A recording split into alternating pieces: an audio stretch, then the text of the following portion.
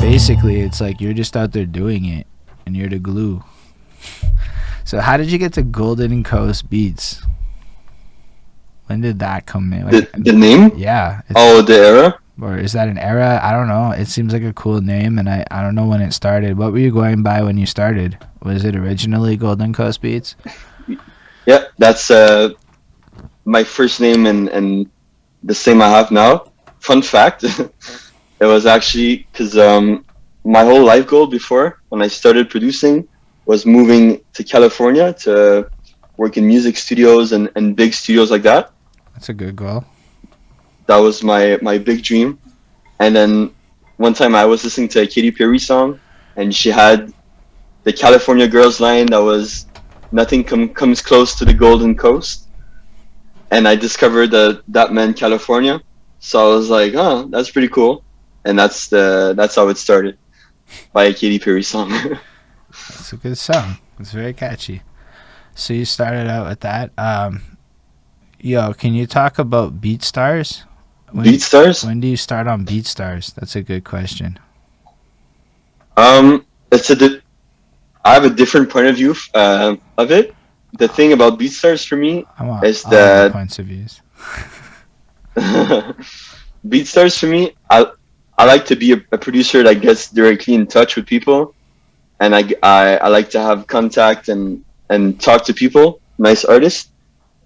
BeatStars for me, I find that I don't get that. I just get like to drop the beat and people buy it, and I don't get to hear about them, about their past, about what they do. So that's why I don't use it as much. But it's really really cool. You know, yeah, I don't know if you know about Taz Taylor from Internet Money. I do not. No, he's like a big young producer, and he made me realize how important BeatStars is because you get to be exposed to a lot of people really really like it's like an industrial level of people you're exposed to really quickly and really easily. So it's a good tool, but for me it's not how I like to do it. Okay. So you want the relationships with people that you like. Yo, it's interesting as fuck. And BeatStars in general is a powerful tool. But I want to ask a question then. So everybody's on BeatStars. How do you actually pop out on BeatStars? Like, is there just make an account? No, but I guess what I'm saying is, how do you like grow? Like, how do you like, actually get attention on BeatStars? Well, the way it works is the most attentions right now it's to the type beats. So you would get like the artist that's popping, maybe Lil Baby or right now like the Baby or Gunna, whatever, and then you would make a type beat that's the same aesthetic as these guy would get on, and then because people are right now are looking for that kind of they're looking to chase the sound that's popular right now. Okay. So what would happen is you would make a type beat, and then these are the one that people like to buy the most, like to get the most. That's how you get visibility, get popular. So basically, it goes, oh, this guy sells, so people must like his beats, and you just kind of throw up whatever. Do you make a lot of type beats? Me personally, yeah, I get inspired by different types of beats. Like you could say, yeah, you could say like Travis Scott has that really spacey kind of atmospheric kind of trap, and then you have maybe Illmind is another producer who makes these really trappy kind of.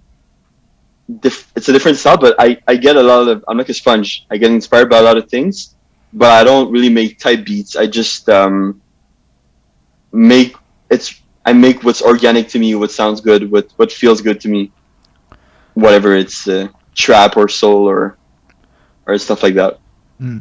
And the fact that like you got like Vince Price love tells me that there's something special about your beats in regards to other people's. Yo, I mean, I hear your beats and I find them delightful.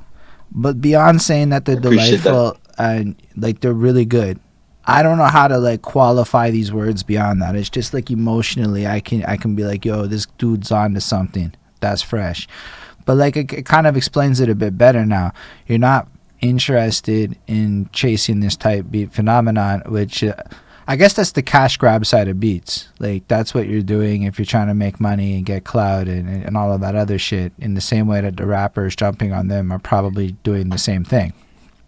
So it's almost like Exactly. that's like the top level economy of this. Yep. I heard somewhere that you don't get. I think it's Gary Vee. He said like, if you want to be, um, if you want to be like in the 1%, you gotta act like the 1%. If you want to be different, if you want to be a legend level, sorry, you gotta act and you gotta be on a different lane. Mm. You gotta think differently. You know.